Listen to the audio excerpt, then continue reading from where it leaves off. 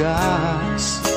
Noon ay kay mura at hindi ka nahahagas. Ngayon nagbago na, sabi nila ay 20 na. Totoo ba? Isa palang istorya. Ang asawa ko'y dumadaing sa aking kinikita. Mga anak namin nag-aaral, wala nang baon, lakad pa.